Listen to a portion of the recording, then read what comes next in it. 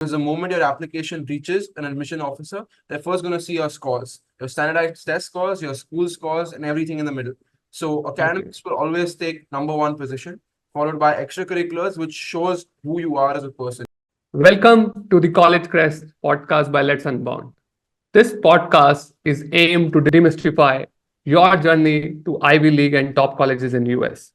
Here we cover everything from admission strategies to extracurriculars to taking leadership initiatives and how to prepare for your tests. I'm Nishan Chava, your host and co-founder of Let's Unbound, and I work with high school students and walk through them this journey of college prep. Today we have a special guest with us, Malay, a grade 12 student from India who has not been only admitted to the prestigious Dartmouth, but is also boasts some impressive credentials. So Malay has scored 1550 on SAT. He has two APs with 5 on 5. His academic is 97%. Not just that, he's also involved in multiple impactful extracurricular and leadership initiative. Malay, it's wonderful to have you with us today. Welcome to the show. Thank you so much, sir, for having me here, and thank you for that lovely description, sir, of me. And I hope through this podcast, I'm able to help students in understanding a little bit clearer about the US journey, the requirements that it takes to go to a good university abroad, and help distill the importance with, of course, sir, and create a clear path and a structure going forward for the next few years in your high school years. Yeah, thanks, Malay. And today we would be talking about an important aspect, which is what does it really take to get into a Ivy League or a top US school? Right. So first up, my question is, what are some important aspects, right, when we are targeting these top universities? What is the admission officers looking at? So the most important aspects that there's the US process is a very diverse, very abstract process, and a lot of different key components that go into a good application to study abroad. But if I were to break it down into three main groups or three main pillars, I would say the pillar number one would surely be academics. So for those people who feel that a low score in academics can be compensated by other extracurriculars, I think academics in itself is the number one requirement to go to any top university abroad, because the moment your application reaches an admission officer, they're first going to see your scores, your standardized test scores, your school scores, and everything in the middle. So academics will always take number one position, followed by extracurriculars, which shows who you are as a person, who Malay Mehta is as a person, who this student is, and what you're trying to achieve by going to that university. So extracurriculars will be number two, and number three will be your essays, your personal statements, and the LOR. So a lot of different components that get put together to showcase a very clear identity about the student, what is passionate to him, what means a lot to him. And when you put all these three pillars together, you create one strong application with a student who is not only proficient in extracurriculars, in academics, but also has a clearly well-defined story and is keen on going and studying in this university abroad. Yeah, so I think thanks for explaining, Malay, that structure, right? So just to summarize, you mentioned three structures. First one is the academic and the standardized test. The second is the extracurricular and leadership. And the third is admission essays. And in some universities, I believe they also have interviews, right? So 100%. Yeah. So right. interviews is one aspect which is subjective towards the university. So for example, for Dartmouth, I had to give an interview with an alumni before I got admitted to the university. So interviews will vary depending on which college you're applying to, depending on what their procedure is for admitting students. But interview is one of the last few steps you can look at after you finish submitting your application. So for the application per se, it's the academics, extracurriculars, person statement, LORs, and the interview is also a cognitive part of it, which will come towards the later end of the stage. Right. So there are three key pillars is what we are looking at today then, right? So 100%. how do we look at these? Like how much weightage or importance, should we give to them, depending upon how the admission officers are looking at, right? So how should we divide our time? What is the kind of weightage for each of this pillar or component we should be setting aside? Correct. So when you're looking at these three aspects, I would say that each requires equal attention, each requires equal focus, and each has the equal amount of weightage that is looked at by a university. So it's not that one is more dominant than the other, because when an admissions officer is looking at your application, all of this is according to my limited knowledge, but when someone is looking at your application, they want to see that you're excelling in every field that you pursue. You cannot say that a weak academic score will be compensated by a good essay or vice versa, because they want to see that you're a well-rounded student with a well-defined scope. You've not only excelled in academics, you have a good set of extracurricular activities which you're passionate about, and your personal statement conveys who you are as a person. So each needs to move along in tandem. When you have three horses pulling a chariot, each needs to be running together with the same speed, with the same intensity to end up with a good outcome. So you need to have each three of the pillars working in unison so that you can eventually end up with a strong application. Oh, so what you're saying is each one of them, if you have to put a quantifiable number, 33.33%, right? Perfect. So you would give So each of them equal 1/3 weightage to ensure that in the end, eventually you end up with a strong application you're proud of, which is boasting a uniform importance to each aspect. right. So, and how much then your attention in terms of timing be? So you kind of divide your time accordingly also, right? So 1/3 to Yeah, pillar so one, two, and timing three is much more respectively. subjective. It depends on the capabilities of you as a student. So it depends on how well you are able to grasp a certain subject. So, say example, if you take a longer amount of time to focus on academics, then of course that would take precedence over extracurriculars, which may be coming free flowing over the weekend. And even essays, if you think you have a good grasp of the English language, you think you have a good amount of storytelling skills to be able to effectively portray who you are as a person, then you can give the time according to what you feel requires more importance. And there's no clear demarcation or rule that each requires 1/3 of your time, but rather how you can work towards ensuring each of them is equally strong in the very end when you submit your application abroad.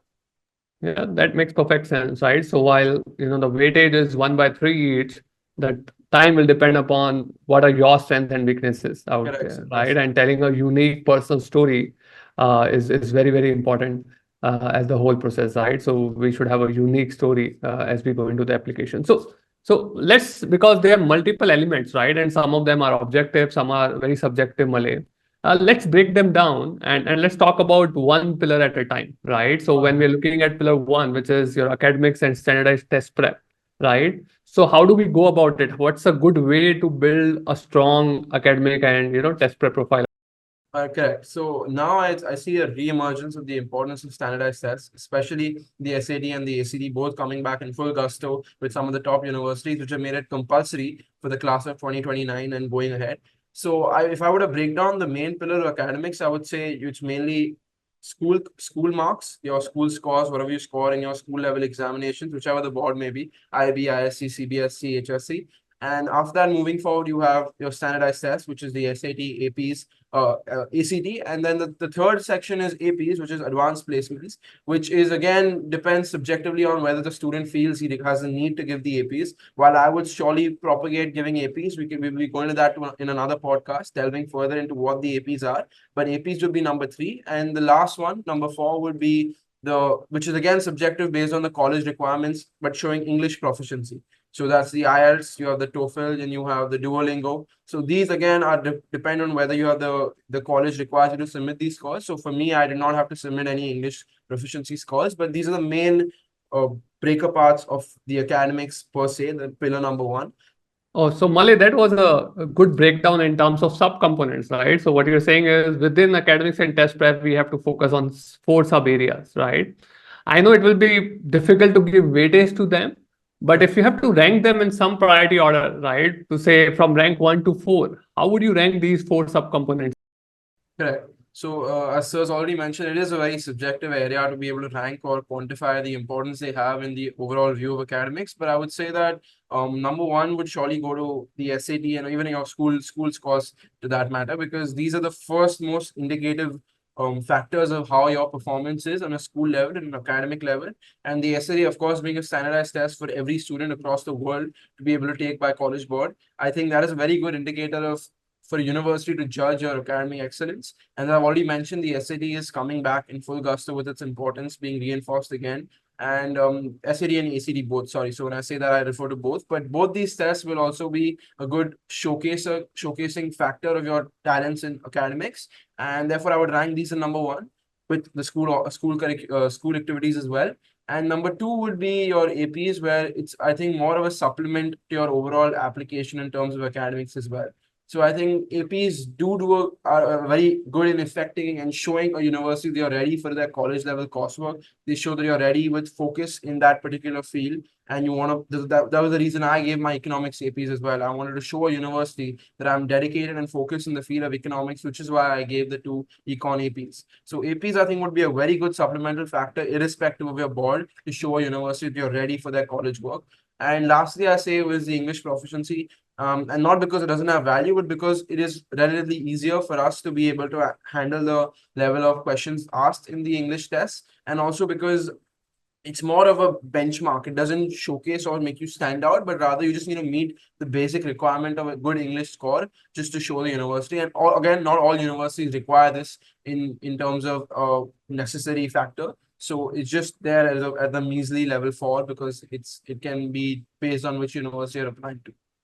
Yeah, thanks, Malay, for sharing that ranking order. So what you're saying is the standardized tests, which is SAT or ACT, would be top, then school scores almost, rank 1. And then, of course, the APs to show your interest. And it's optional, but yeah, some universities might ask for it, which is your English proficiency. So which would be the last ranked out. And would you mind sharing your scores across each of these subcomponents? Sure. So in the SAT, I was able to score a 1550. I'm really lucky with I got 3 attempts and eventually it all worked out for the best. So I scored a 1550 in my SAT, 800 in maths and 750 in English. In the APs, I gave the two APs, as I mentioned, micro and macroeconomics. And in both, I was able to score a 5 and 5.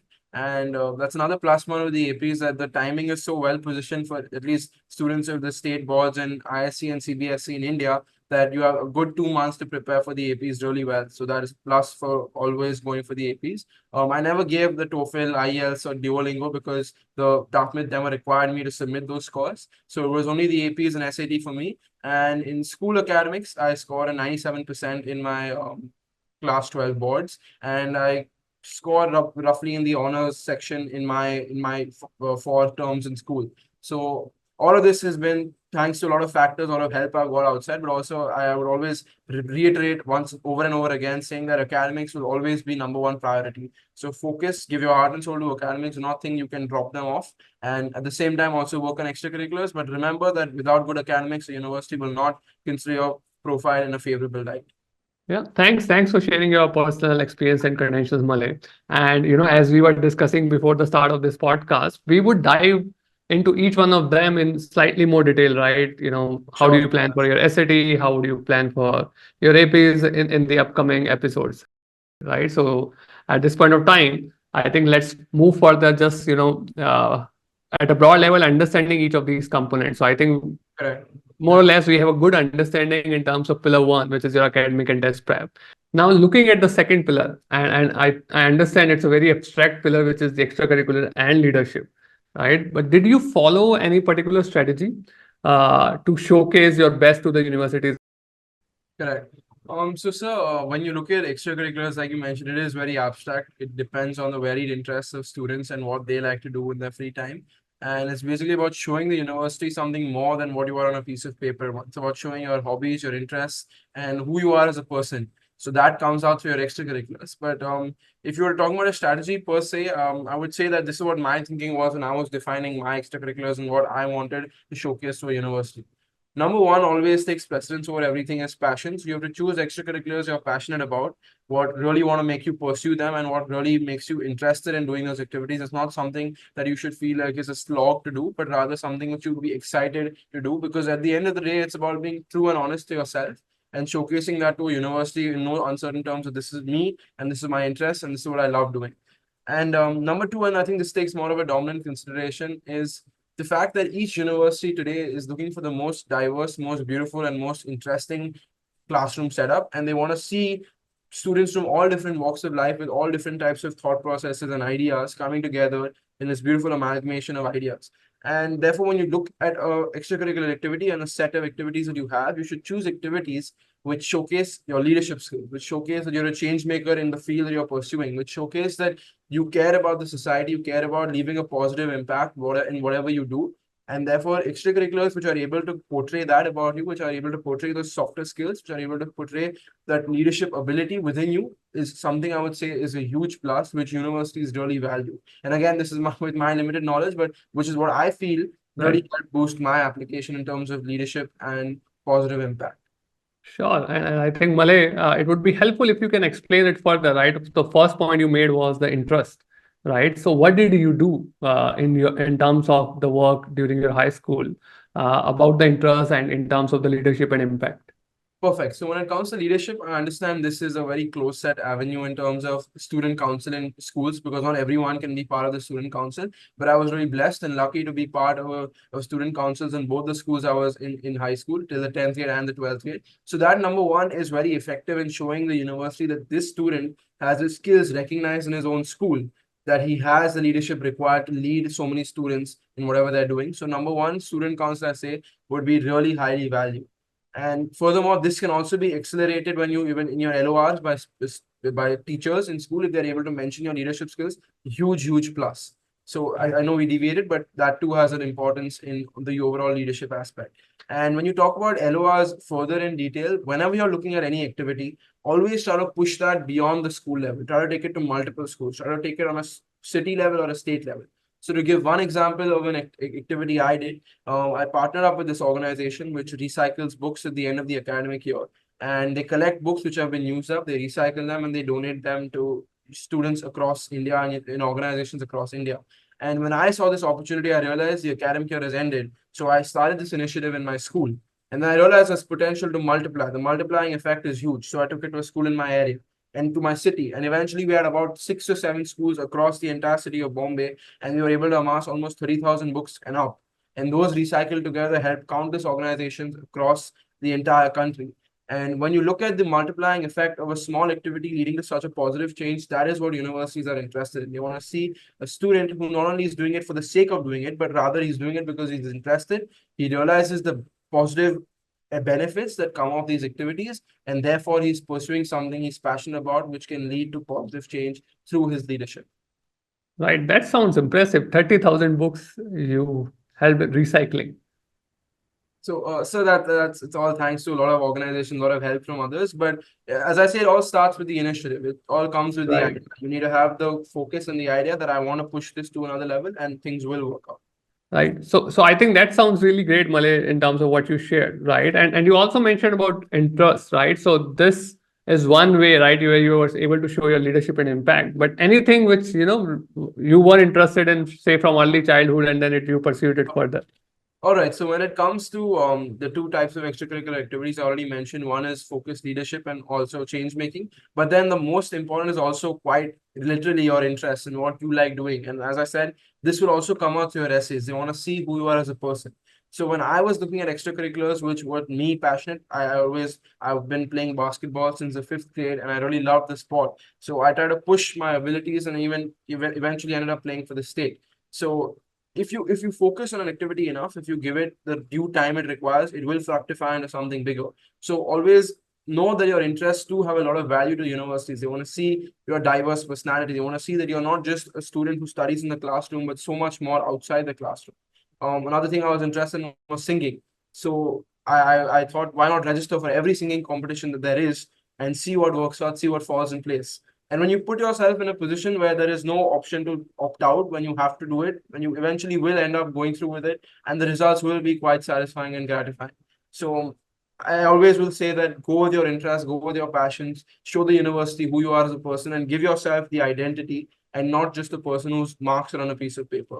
So while academics do hold a lot of importance, extracurriculars will help showcase those academics along with your talents and really make an outstanding application to a university. Right. Yeah, makes a lot of sense, Malay. And that's one way of approaching it. We have students who approach, the same idea in different manner. But again, coming to, right, so while you can do a lot of stuff, right, but the common app really has, 10 points that you need to fill in, and they give you like less than 200 characters, right, to really talk about the stuff you're doing. So how do you, bring all those experience? If you can just give us a very broad level understanding. All right. So I'm so really glad you brought up the Common App, sir. And I would recommend to every student applying abroad to please open the Common App, set up an account, and just have a purview over what you're supposed to fill in the Common App, what your attention, where your attention is demanded, and understand what the space is for you to showcase your activities. So I know it's very difficult to condense your activities only into 150 characters, and this is characters, not words. So that's about 20 to 25 words. So when you're given such a short space, you realize that it's more about the quantifiables. It's more about the impact. You cannot talk in an abstract tone because a university officer does not have that much time to go over your entire life story. That will only come out through the essay. So when I say quantifiables, I mean try to spread the impact as much as possible. So going back to my previous example of the recycling journey that I undertook, I was using those 25 words only to showcase my impact in terms of the number of schools I targeted, the number of organizations we were able to help with this activity, and the number of total books collected. So quantifiables will always be able to speak much more than a long story, which a university officer will take, again, quite a long time to understand and read. So focus on the impact being large, on having a set number of a number of numbers to be able to talk about your activity and how the impact spread. And also there's three boxes to the common app activity description. There's number one is your designation, number two is the name of the organization, and number three is the description. So when I talk about number one, designation, it clearly portrays a light that your designation is be all end all. They want to see your role in the organization. They want to see you're heading the organization. You're the director. You're not a volunteer. You're not someone who's just following an idea of someone else, but rather you are the student or you are the person who has headed the organization, and they want to see that you had the brainchild idea to go ahead and start this whole process. So to summarize that in two short points, number one, always lead the activity. Always try to choose activities where you can be the one who propagated the idea. And number two, have quantifiables in place. While the activity may be very meaningful, it is not possible to share a life-changing story in 25 words. So have it synthesized to the point where you can spread impact via numbers. Right. And I think that's very meaningful, Malay, right? So while there's no harm in being a volunteer in multiple activities, but the idea is we should choose the one where we can lead. And it will only happen if we are interested and passionate about something. So going back to your previous point, right? So if you are passionate about singing, only then you would be able to do something, which is more impactful and can showcase your leadership activity. If you are not in the first place interested in an idea, you will never be able to go beyond a certain point, right? So I think the idea is not to just showcase or build something which is not your true self. The idea is build self-awareness, build who you are with the help of your counselors, or talking to your parents, or spending some reflection time to really write about and understanding your self-awareness. Of course, there are a lot of tools, and then see, okay, during the high school years, what areas I would be focusing. And I think one thing that I would say, push a lot of our students is self-reflect, right? As they talk to the counselor, as they meet me, that's one thing that I really request the student. Correct. Build your self-awareness, and then automatically those things will then be projected. It's not about just showcasing, fancy stuff which you are not passionate in the first place. Exactly. So I would to add to that point, passion, as I mentioned, that was the first thing I mentioned, and you do not need to create a magnificent or a very obnoxious application for the sake of it, but rather have a blend of both, and also show that you're human, that you really care about the small things. So I was singing is nothing great, but I yet liked it enough to put it in the application and show them that this is me outside the classroom. I like basketball. Again, there's thousands of people who play the sport, millions, sorry. So it doesn't mean I have to try to be unique and forcefully show myself in a different light to the admissions officer, but rather to show a good blend of who I am as a person, and not just to try to create a fake persona where I'm standing out about the rest for the heck of it, but rather because I've done activities which I'm proud of, and I've done activities which I love doing. So it should be a mix of both to really have a good end result. Yeah, thanks, Malay, for those insights, right? So now moving on, right? So this is, I think, the key summary, in terms of the pillar two, where present yourself, be yourself, and trying to, fake ideas or anything, because that's not going to help. Admission officers are smart enough to distinguish that in majority of the situation, of course. So moving on, right? So looking at the pillar three, which is really telling your unique story via your essays, personal statements, and in some cases, you might also have interviews, right? So let's talk deep down in terms of pillar three. What are the areas that we should be focusing on? Perfect. So when you look at the third pillar, we've broken it down into a bunch of categories. Number one is the personal statement, and in the personal statement, you have your common app essay. You also have supplemental essays. Then we also look at LORs. We look at the interviews front, and we also look at all of this put together. How does it impact your application? So to begin with, I would say the Common App essay is one of the most important essays you'll be drafting in your high school years. And I would always recommend, I've mentioned this before, that please log into the Common App, see the format of the Common App, see the 6 drafts, the options you'll have to choose from, and let the ideas sit within you. Let the ideas come over time. It doesn't come overnight. You will not be able to say, I'm giving a week for the Common App essay. It won't come that easily. The ideas require you to think well. They require to have multiple drafts over and over and over again. So I spent months on end perfecting my first essay, and turns out a few months later I got another idea, and I spent another few months perfecting that, and I changed my entire essay closer to the application deadline. So there will be a lot of redrafts. So focus on the Common App essay because that's going to every university there is. Supplemental essays are varying based on the university you apply to. They are each trying to see a different aspect of you based on what they think is important for their university. The interviews, again, I've said, is subjective based on which university you're applying to. So each university has a different procedure, a process for the interview. You can have an interview with the admissions officer, or most likely it's always the alumni. So I had an alumni interview with a Dartmouth student who had passed out several years back. And the last stage we talked about is also LORs. So LORs is very, very critical because it gives the university a chance to see who you are from your teacher's perspective. And when your teacher speaks highly of you, when they see your growth and your progress within the high school years, that gives them a little more confidence boost that this student is worth his metal, and he really is, he stands for what he does, and his students can appreciate that and notice that. So having good relations with your teachers, having all your sort of the memorable moments that you had in the classroom with your teachers that you think are noteworthy that should be mentioned in the LOR, note them down throughout your year. So that it becomes that much easier for your teacher to write the perfect LOR for you.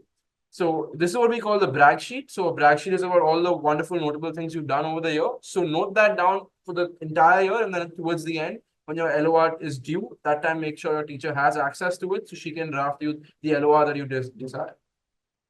Right. Thanks, Malay, helping us out with that structure. And just to remind to our audience, because some of the audience might be new.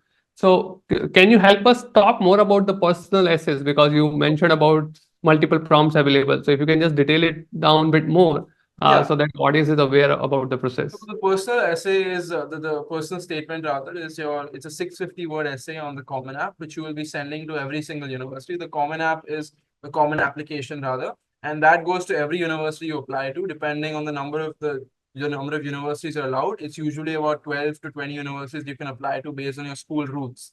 And when you apply to these universities, that one application will go to every university, and they will all be reading that one draft. The first thing is what they will be seeing is that draft. So that needs to be immaculate, needs to really describe who you are, tell a story of your identity, and talk about yourself, showcase your characteristics, your strengths, your weaknesses. You do not need to portray yourself in the most perfect light. They understand that you're a human being, you're a high schooler, you cannot be excelling in everything, every aspect. And the prompts, if you ask me, are quite interesting. They talk about really different aspects. So one is a prompt on your greatest setback. Another prompt is something which makes you forget about time and something you really love doing, something you're passionate about. So the prompts are very diverse. There are a lot of options you can select from. There's one essay where you can just write on anything in particular. There is no prompt. They've just allowed you to free flow and express your thoughts to a university. So that's what I said. Firstly, the ideation stage of choosing the right prompt is extremely challenging. I myself was spending from the 6, I narrowed down to 3 and then to 1. And then, as I mentioned, again, swapped to a completely different one. So to be able to portray yourself is very difficult in 650 words, but that is the most critical thing of your application, which the university will first notice. Right. And I think the whole idea what you're saying, Malay, if I have to summarize in, a couple of quick lines, is telling your unique story. Right. And it should come out from your essays and the work that you have done over the years, right? Either your teacher or a mentor should be able to recommend that, right? So that's very important element. It's not just the essays, also the recommendation that you receive. And of course, interviews is optional. Sometimes interviews might not happen, but yeah, if they happen, so we should be ready for those. Very good selling point of who you are. Right. Good. So, Malay, I think all in all, we had a very meaningful discussion covering all the 3 pillars and the overall process.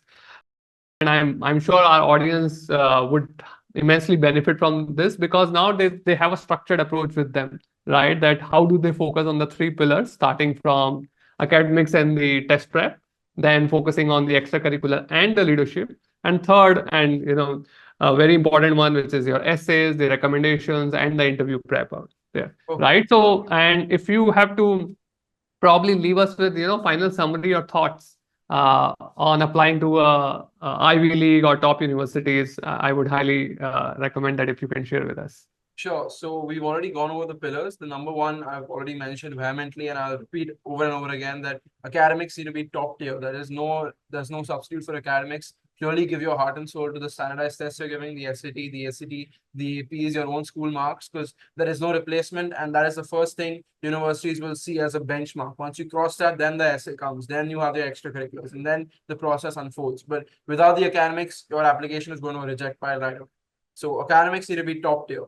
Moving on, you have the extracurricular activities. Extracurricular activities showcase who you are outside the classroom. They don't want to see a student who's not going to contribute to the classroom in unique ways, have different perspectives. So give extracurricular activities that due importance, focus on showing your leadership skills, focus on showing who you are as a person, how that has helped you grow, and focus on showing you being a change maker, you being someone who leads from the front, who takes initiative of the things he's passionate about and not just for the sake of it. And also make sure you're not making it like you're a robot, like you're trying to make it too perfect, like you're trying to showcase yourself in the most extraordinary right, but do things that you actually like doing. If it's playing a sport, if it's singing a song, you playing an instrument, there is no limit to the extracurricular activities. It could be something as basic as collecting stamps. It's about showing your uniqueness, your absurdity, your quirks. That's about extracurriculars. But ensure you also have a few points on leadership, on change making, on leading from the front. These all are very critical when it comes to cutting edge university application results. And the last, and I cannot stress how important these essays are as well. In fact, I keep repeating it, but every part of your application is of essential importance. The last is the personal statement, the LORs, and the interviews. The interviews, again, on the later stage, but the LORs, again, need to be wonderful. Your teachers need to appreciate your personality, what you are as a person, how you help in class, how you contribute to the class. This is what university admissions officers want to see. They want to see what your personality is in a classroom setup, outside the classroom setup, and who you are within school. The benefit the impact you have on your own peers, that this all matters on a very deep scale, because that's how they are able to imagine you fitting into their own university. And of course, personal statement, there could be nothing that replicates a personal statement or replaces a fantastic one, because imagine trying to synthesize your entire life for the most important moments of your life in 650 words and leaving an impact. When someone is reading your personal statement, they need to be able to understand that this student has something special. This student is able to express himself in 650 words so phenomenally well that I want him here, come what may. That's what a personal statement should do, not only to them, but you should be proud of what you're writing. So each individual pillar is very, very important in its own right. Academics, extracurriculars, essays, LORs, the list is quite long. And that's what I said. The US application process is not black and white. It's not one exam that you clear and you're into the university, but there's a lot of gray in the middle. There's a lot of shades of gray. And to be able to tick off all these boxes is a challenging process. That too, in the limited time that we have, it is difficult. But give each thing that due time, schedule accordingly, and everything will eventually fall in place to create an application not only that you're proud of, but the university recognizes and sees the talent and really wants to take you in as part of their class. So that is what I have been able to take back from my journey the last 2 years. And that's what I hope you all have been able to understand and appreciate from my point of view. And I hope I've been of help in that area. So thank you. Yeah, thanks, Malay, for such an insightful discussion. I know there are so many other elements, say around scholarship, financial aid, we can talk, but I think we would probably have a separate podcast for that, so that we have a focus attention on those areas. Even we'll go deep down into each of the pillars in special podcasts out there, right? So, Malay, thanks again for joining us and sharing those insights. To our audience, keep tuning in to the College Crest by Let's Unbound, where we help and demystify the college prep journey. All the best to everyone joining in today.